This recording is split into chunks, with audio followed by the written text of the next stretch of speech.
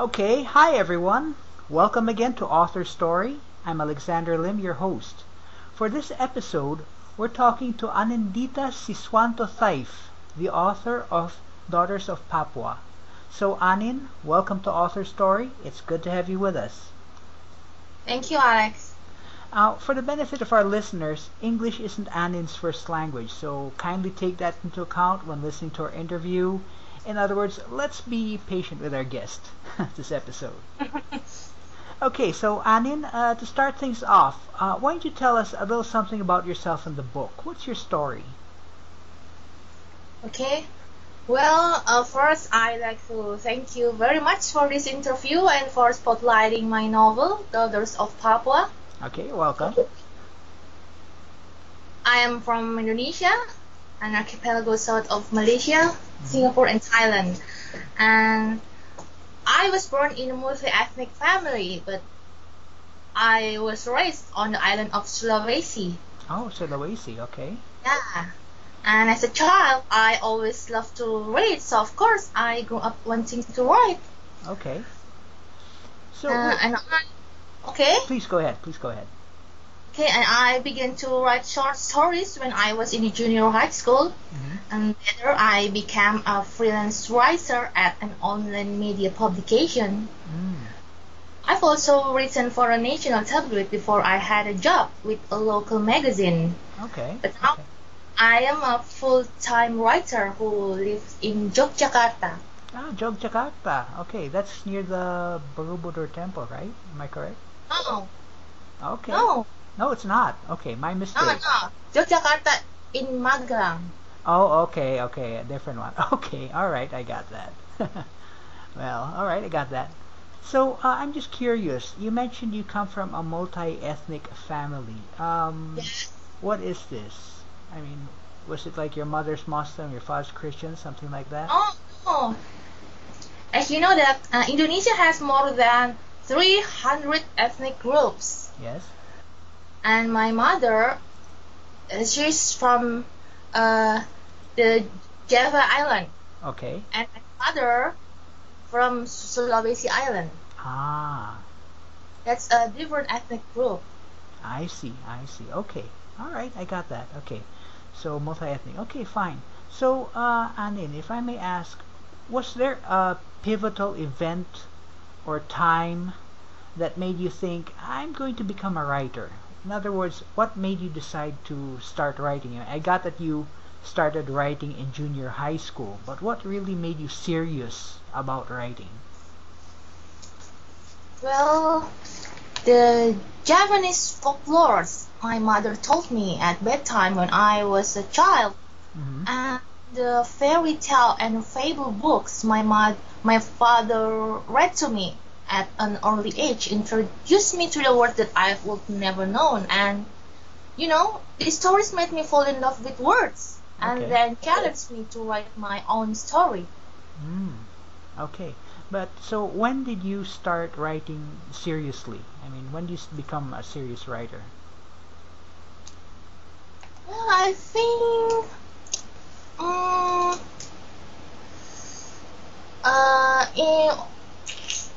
after I was graduate from university. Oh, okay, all right, I got that. Okay, cool. So, getting on with the book, Anin, what inspired you to write the book? Well,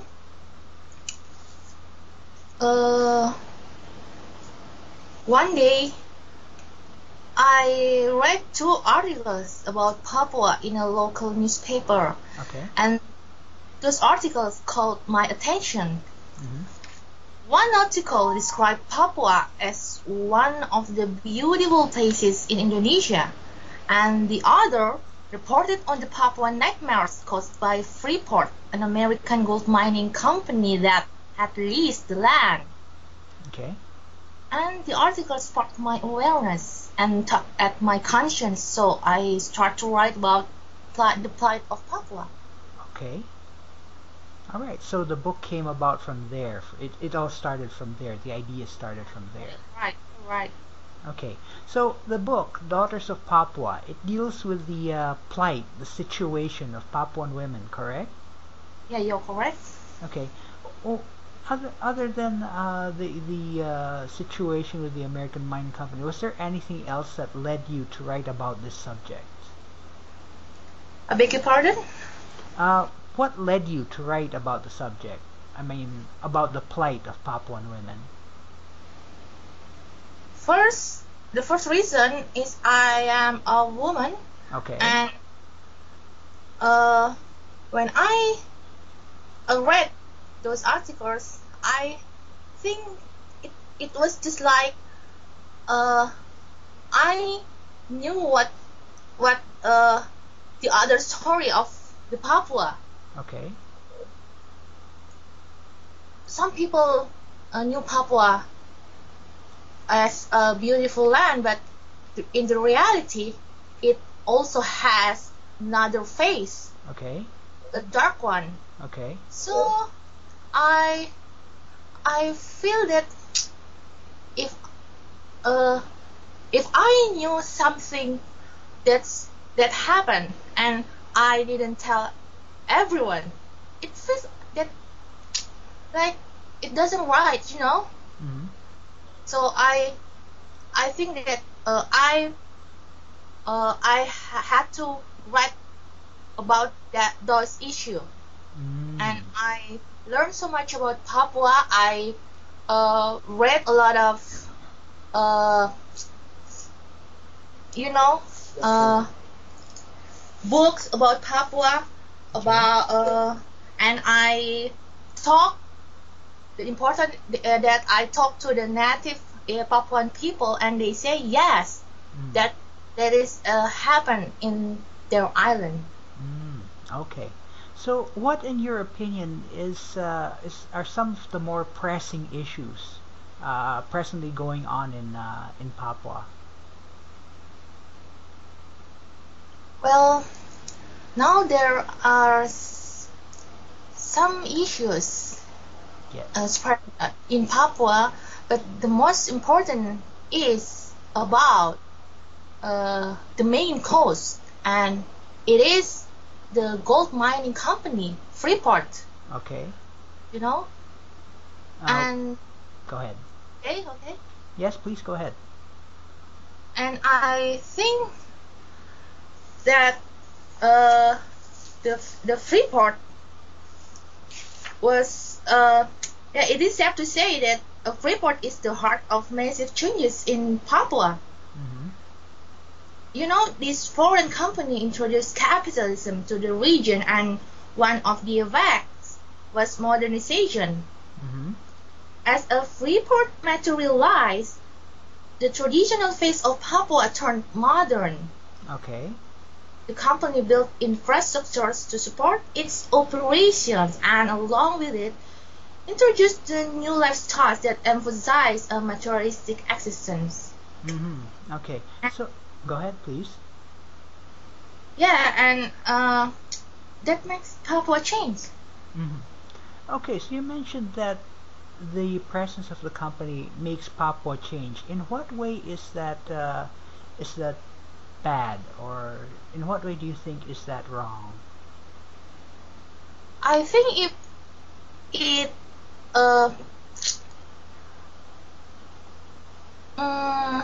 yeah, I know that let me think. Okay, if the chance makes the environment become unhealthy, I think it's not a good one, you know. Yeah. Okay. They ruin the land. They throw their tailings in the river, and the river is poisoned by them. Okay. And it's not good, I think. Okay, I got that. So, environmental issue then. That's the main concern then. Yeah, and besides that, they changed the traditional life in there. Oh, It okay. makes people learn, depend on money so much. Mm-hmm. And the money introduce the people to another side of world, just like alcohol. Okay, okay. Yeah, just like that. I see. Okay, I got that. Okay, interesting. All right. So, Anin, how did you do the research for this book? Did you just look over magazine articles and things like that, or did you actually go out and see what was going on? Go out and see the actual effects on the people of Papua? I hope I can do. I can visit the Papua, but on that time I didn't have that opportunity. Okay. So I do some library research. I read many books about Papua, and I also watch many documentaries, movies about Papua, and I joined the mailing list of Papuan people and talk to them. Okay, so you have spoken to Papuan people then? Yeah, but true, I use technology. Okay, yeah, there's nothing wrong with that. That's how you learn a lot of things. Yeah. What was the easiest part of the book for you to write? I beg your pardon? What was the easiest part for you to write when it came to writing the book? Well, I think the easiest part is when I write about Lexi. She is one of my main characters in Daughters of Papua. Okay. She is a 7-year-old cute girl. Okay. I like her. I like that character. Okay. So writing her out was the easiest part of the book. Writing out the book, then. Not so easy as you think, but I enjoy when I wrote that part. Okay. All right, cool. I got that. So, what was the hardest part for you to write? Well, the hardest part will be hardest to be answered. Okay. What, were they all hard? Yeah, of course. There are some part when it's not easy to write. I mean, keeping my two uncommon characters. That I have three narrators in this book. Okay. One is Lexi. Okay. And I tell you about her. She is a 7-year-old girl, but the other characters are not human. They're named Pum. He's a dog, and Kwe, a pig. Okay. And keeping my these two uncommon characters balanced in the terms of taking action and giving response. I mean, they are animals, Yeah. and they have their own behavior. Yes. And they're also narrators, so it's kind of tricky, that. Okay. Okay, so in other words, keeping the balance between the other two characters as animals and also as narrators, that was somewhat tricky for you to write out then. Yeah, you're right. Okay, I got that. Cool. Okay. So, I mean, authors, who write books, they sometimes go on a journey as they do so. Have you ever gone on a particular journey, had some realizations that made you think differently about things when you worked on this book? Well, of course. Yes. I mean, I learned that not everything is what it seems. Okay. What do you mean by that? there are, you know, that there are always two sides to every story. Mm-hmm. And Papua may seem like a paradise, but it's not in reality. Mm-hmm. And progress that Freeport brings doesn't necessarily bring good things to life in Papua. It Mm-hmm. also ruins the social and natural condition of the land. Yes, such as they pollute the rivers, Oh, okay, that, right. and there's so much domestic violence Okay, because the alcohol. okay. All right, okay, got that. So, progress isn't necessarily all good. There's a dark side to it then. Yes. All right, got that. So, Anin, do you identify with the issues raised in your book? The issues that you bring up in your book? Yes, I can surely relate to the issues. Okay. Well, you know, although I'm not a Papuan, I'm a woman. Okay. And from the research I did, I know that I know what they are going through.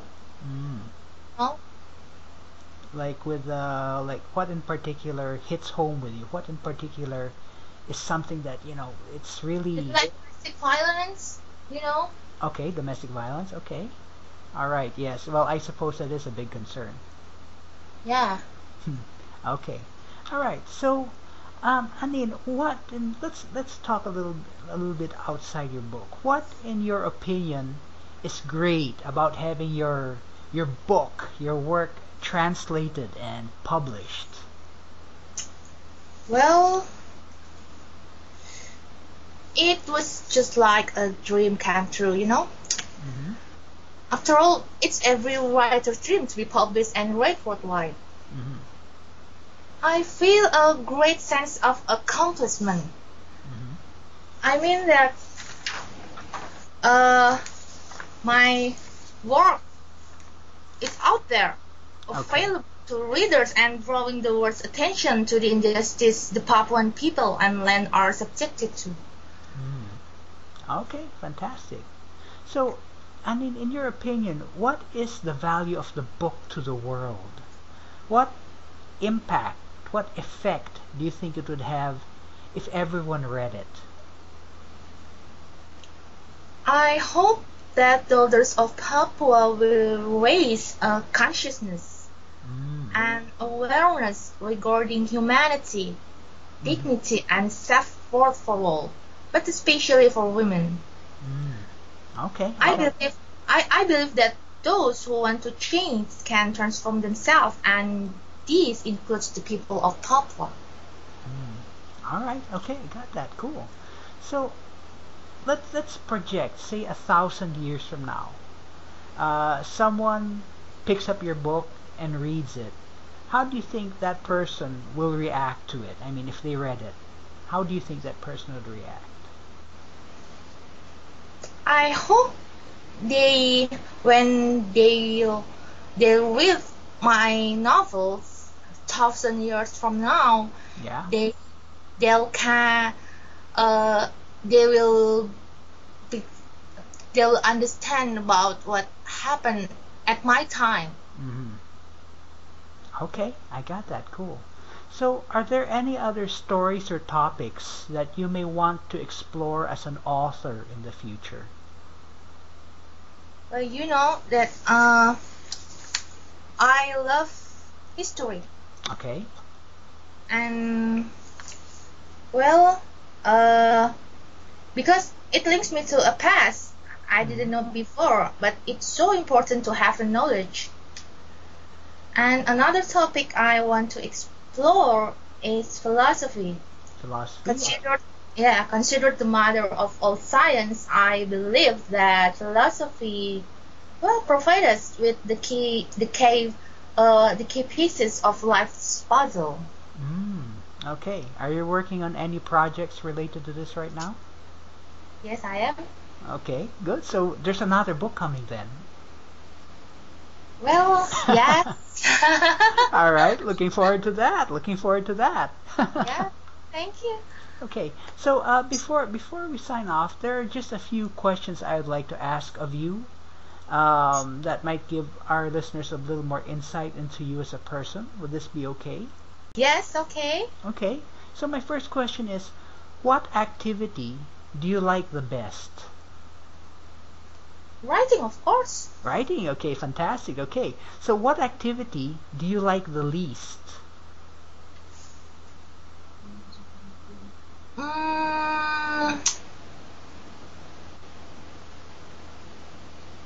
Not reading. If I have no book, I don't like that. Okay. All right. Okay. I have to find a book to read, so that's not. I don't like that activity. Not have a book to be read, you know. Yeah. Okay. Okay. Fantastic. So my last question would be, what experience, or experience or an activity which you have not yet done, would you like to do at some time in the future? Well, because I love books so much. I'm eager to learn more about Indonesian and foreign literature. Okay. I dream of owning a small bookstore that includes a cozy library that is accessible to everyone. That's also. Oh, okay. Hey, that's a nice dream. That's a great dream, actually. Thank you. I acknowledge you for that. So, in closing, the book is Daughters of Papua.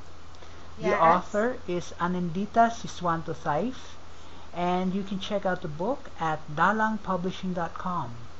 So, Anin, thank you very much for your time. Thank you very much for being an author story. Thank you, Alex. It's very interesting to talk to someone, I must say, who's written a non-English book, because the usual kind of book we talk about here is English written. So, thank you very much for that. Thank you to you, Alex. And we'll be back next time on Author Story with another inspiring author.